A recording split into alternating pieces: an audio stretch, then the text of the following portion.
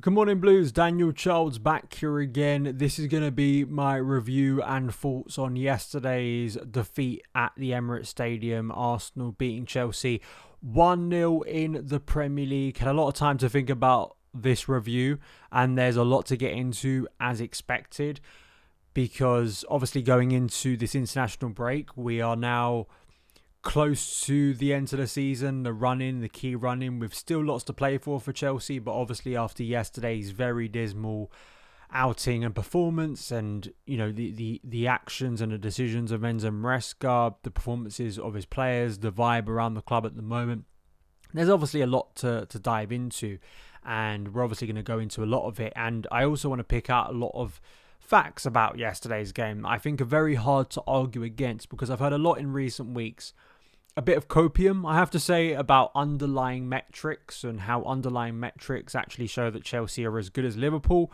which, I mean, unless you are someone saying underlying metrics, I think a lot of people would probably laugh, rightly so, because if you've looked at Liverpool, bar the last two games, they're going to win the Premier League title, and obviously Chelsea are nowhere near that. And if you watch Chelsea's performances with your eye, there's not even a hint of a club that could win the Premier League title anytime soon. I want to say quickly before we get into this, congrats to the one elite part left of Chelsea Football Club, which is, of course, the Chelsea women's team, who lifted the League Cup, their first trophy this season. Sonia Bombastor and her players have obviously been exceptional this season.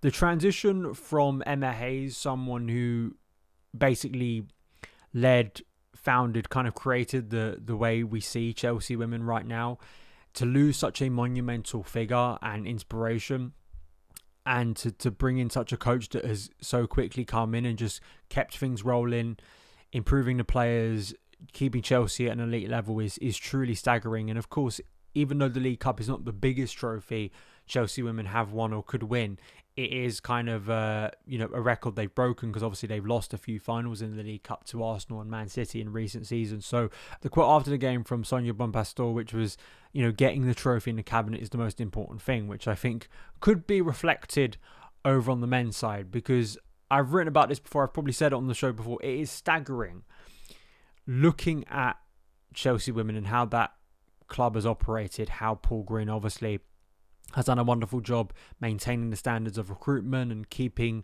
the team at an elite level, even when you lose such a massive figure like Emma Hayes from the club entirely. And you have to factor in there are supposedly under the same umbrella as the Chelsea men's team, which is in almost every other capacity the complete opposite. So I thought, again, quite a reflection on Saturday and Sunday. I woke up on Sunday, the weather was feeling a little bit better. It isn't warm in the UK, but at least the sun's out. You can wear your sunglasses. Starting to feel like we're turning into the summer months. The days are getting lighter. Maybe, just maybe, Chelsea could shock us. Maybe, just maybe, this is going to be one of those days when Chelsea turn up, they do something we don't expect, and turn the vibe of everything around this season. I think an hour before kickoff, when we saw no Cole Palmer, that massively dampened the mood. And within about the first 20 minutes, it was quite clear this was very unlikely to be a day that we'd look back on fondly at all. There are many reasons for that, which we're about to dive into. Please like, subscribe if you're listening to the podcast. Thank you for tuning in. Apologies for not many shows currently, but getting back to it pretty regularly, and I think there's obviously a lot to say. I want to get guests on the show again. We're going to look in depth at not only the rest of this season, but also heading into next season, the current problems at Chelsea, and kind of trying to figure out how they could be improved, because there's a lot to say on that. And a lot of that is reflected in games like this. We knew there were going to be some problems in this game. I mean, Enzo Maresca pre-game backing Robert Sanchez again after a period when it seemed like it was much more up in the air what Chelsea were doing with their goalkeepers. But now, no, Sanchez's first choice. And of course, Robert Sanchez in that first 20 minutes was horrendous. He was giving the ball away cheaply. He looked completely unconvincing anytime the ball came near him. Unsurprising. How can anyone be shocked at this stage? And I keep on saying this, that incompetent and flawed players, like incompetent and flawed coaches, at some point you have to look above them for the people who've put them in those positions in the first place. Robert Sanchez has been Robert Sanchez for a long period of time now. It's not just this season. Anyone trying to spin you that we didn't know Robert Sanchez was like this before this season is just lying to you. I'm sorry. Rob Sanchez is such a reflection on Chelsea currently. He's such a reflection on where the club is. That in mid to late March, a massive away game, one of the biggest games on the calendar, Arsenal away, that should mean a lot to Chelsea Football Club. That should be a game, in the past, we used to relish playing Arsenal. It used to be such a great day of bragging rights, of showing how much better we were than them physically, psychologically, talent-wise. All of that stuff that we used to relish as Chelsea fans.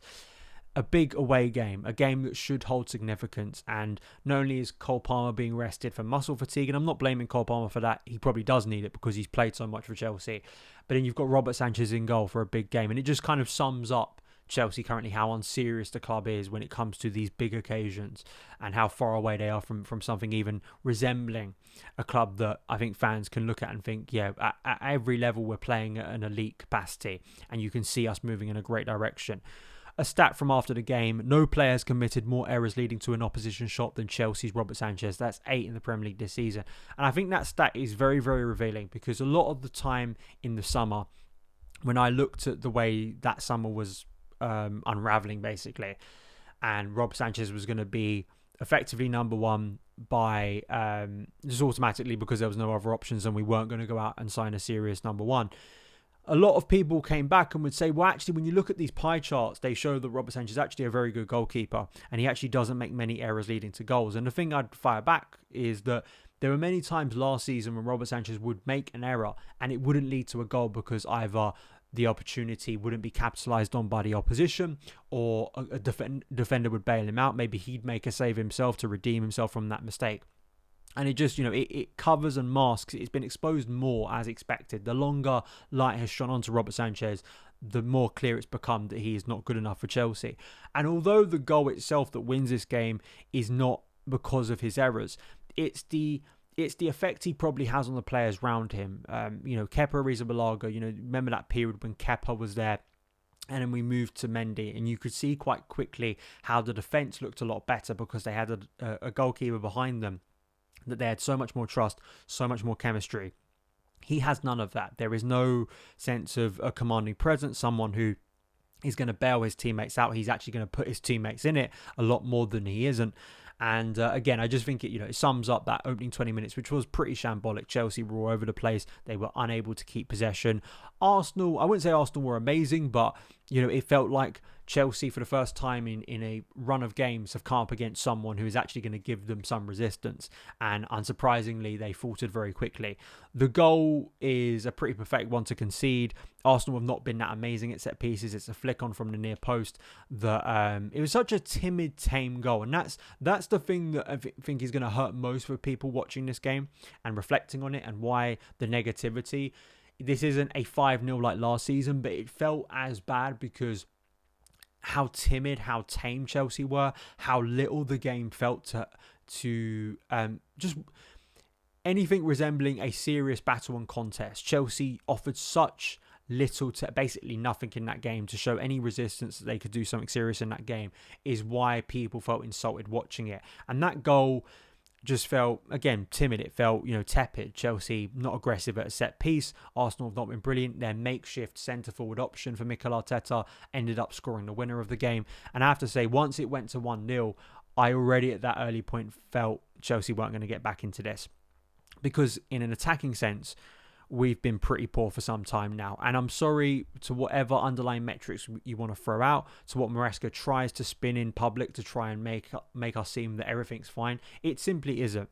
Maresca post-game said we're in the right path. There wasn't a big difference between them and us in terms of creating chances. I'm sorry, the stats just don't back that up. In terms of XG, Chelsea yesterday generated their lowest XG in a league game in 855 days. You have to go back to the loss at Newcastle in the 22-23 season. That was the final game under Graham Potter before the 2022 World Cup in Qatar. That's how long ago it was. And this has been a continuing trend of Chelsea in front of goal. Unless an individual like Motka Correa, who almost did yesterday, also thanks to a goalkeeping error in David Raya, who got away with it.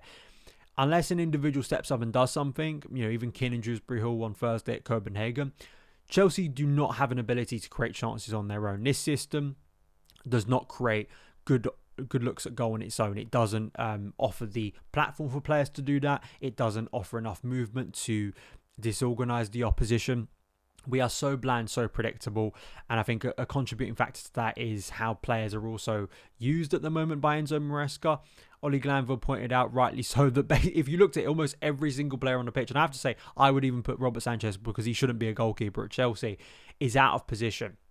So you look at it at centre-back, at right-back, that's Wesley Fofana. A right-back at central midfield, that was Reece James. A number 10 at left wing, that was, of course, Christopher Nkunku. And you had a winger, of course, Pedro Neto, as a striker. So profile-wise, it's all wrong. It has been for some time. And unsurprisingly, when you put players in their unfavoured positions, it doesn't make a cohesive football team. That's not just one player playing out of position. And it's not like Maresca has no other alternative.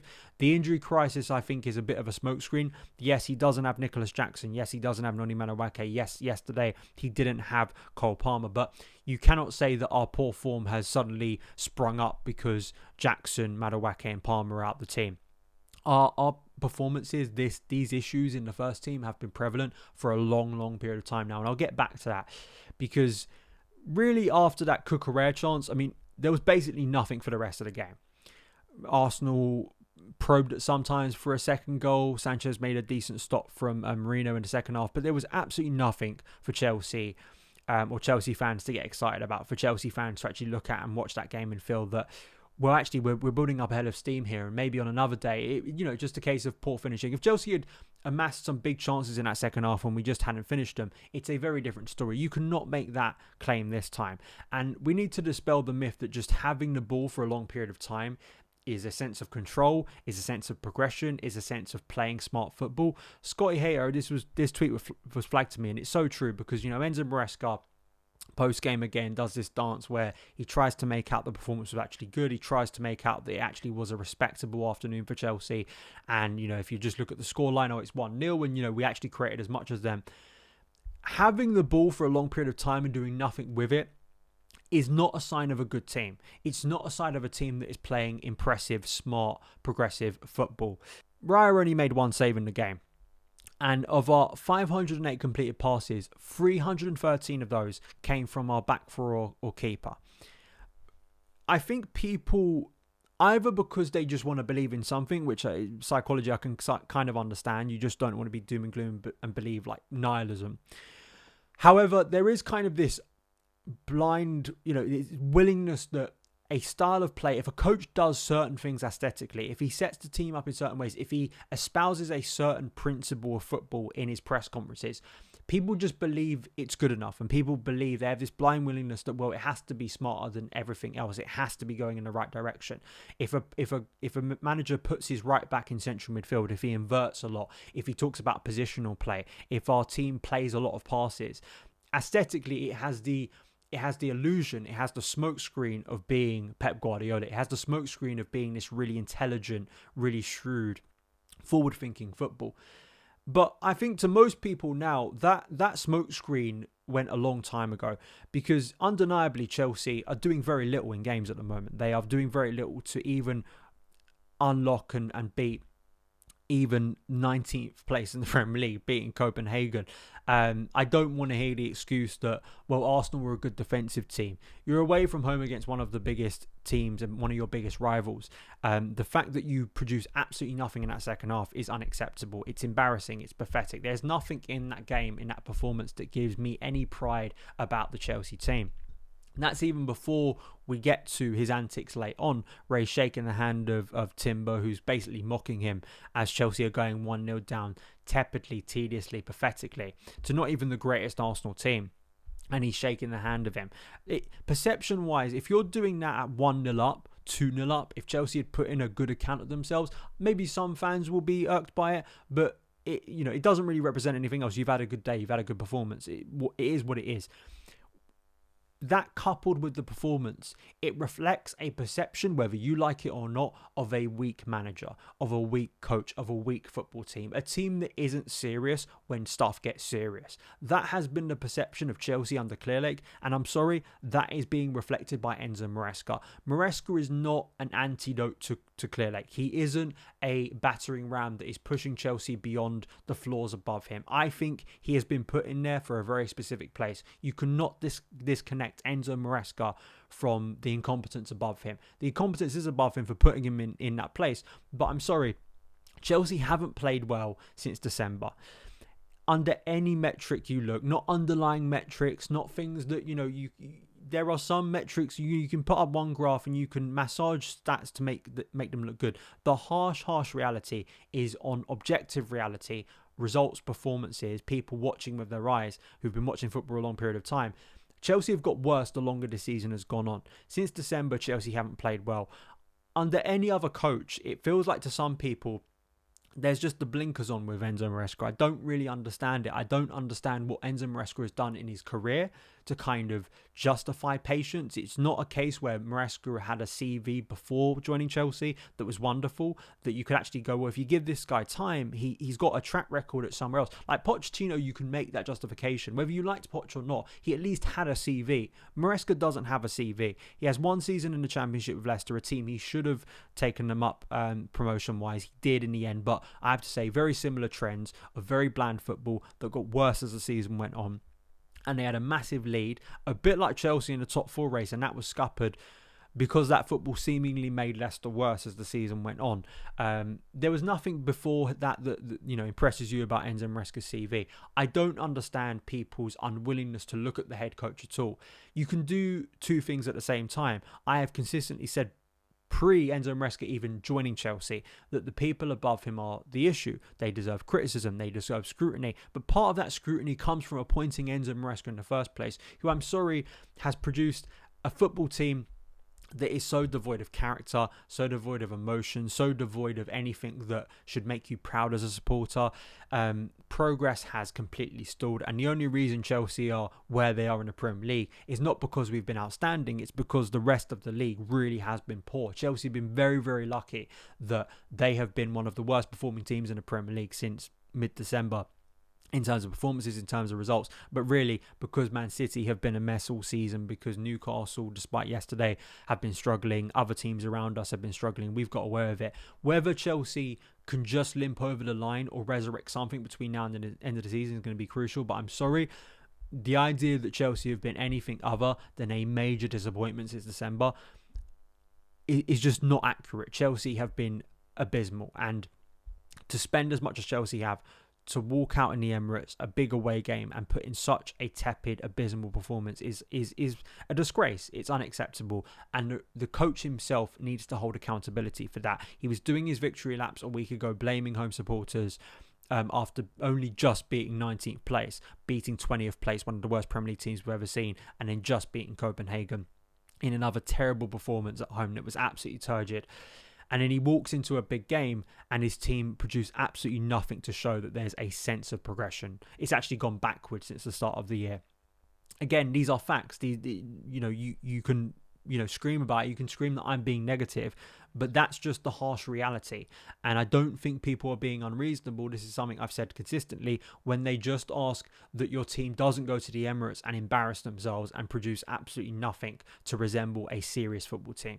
This was only exemplified when I watched Newcastle go to Wembley Stadium, a stadium where Chelsea have become accustomed to failing. And they not only score a goal, they come up against a truly elite side this year in Liverpool, the only elite side in the Premier League this year, Liverpool. And they not only beat them in historic fashion for them, but in a lot of ways battered them in kind of old-fashioned ways. Great set-piece work, putting Liverpool under pressure, pressing them back, having a dominant centre-forward, actually having in key positions elite performing players that produced for them one of the most historic days in their history.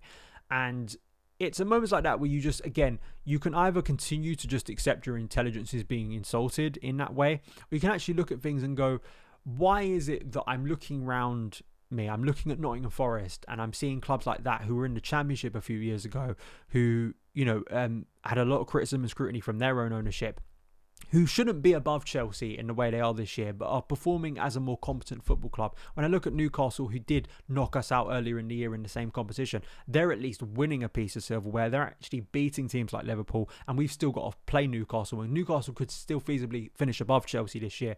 It's at moments like that where you just, I don't know, the overwhelming evidence of just reality doesn't make someone at the very least comprehend this just isn't right. Like, this just isn't going in a positive direction.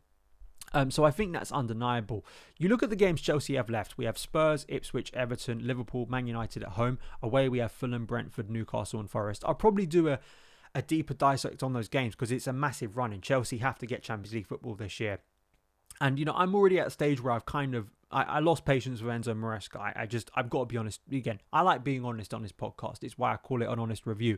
I don't sit here and just lie and bow to vibes because some people may call me negative. Anecdotally, a lot of people are despondent about Chelsea. It's not a unique fringe movement of people who just are not happy with what they're seeing at the moment.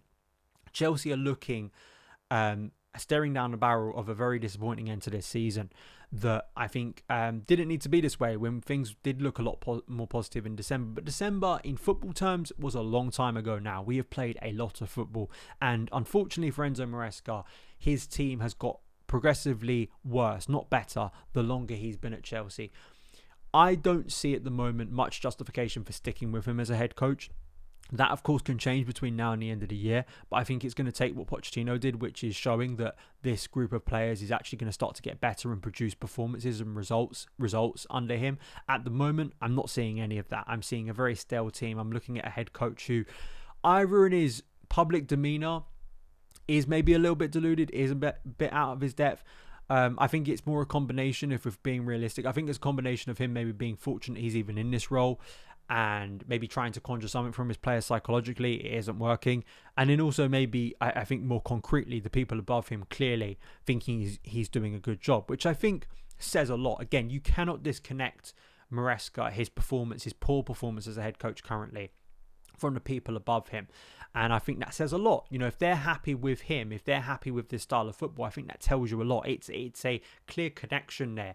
You can't disconnect him from the reason he was put in this position in the first place, and the way he's producing football, the type of players he's picking. How do you defend him picking Robert Sanchez blindly? How do you defend him playing players who have been woefully out of form, been doing nothing for months, over players like, say, Tyreek George, who probably does deserve a Premier League start, over someone like Jadon Sancho, who has done basically next to nothing for a long period of time. Nkunku, a guy who I was defending earlier in the season, has been abysmal for weeks, who I'm not going to be upset when he probably leaves. We're hearing that Chelsea are going to have another cull of players because the transfer strategy has been truly incompetent. Good run clubs don't have to clear out more, like nearly a whole starting 11 every single summer if they're well run. It just doesn't happen. And again, it gets back to a key point, a core point I keep on saying. What's the point of all of this? And, I think, again, yesterday kind of summarised how far away Chelsea are from being a serious club at the moment. That doesn't mean they can't get themselves into Champions League football, but as other people have pointed out, what does that actually mean for next season? Chelsea actually have to start playing a higher caliber of opposition on a more frequent basis. So, yeah, it's a depressing, dismal time, I think, to be a Chelsea fan. And yes, we're not the lowest we've ever been in the Premier League, but I can't lie to you what I'm watching. What I'm watching right now, if Chelsea keep playing like this, I don't think they get Champions League football. I'd be absolutely staggered if Chelsea get Champions League football, because I think they're going to have to beat some decent teams. I think they can beat Spurs, obviously. Maresca, God forbid the reaction if Maresca fails to beat Spurs at home. We know for a Premier League title winning manager, Antonio Conte, what happens when you fail to beat Spurs at home.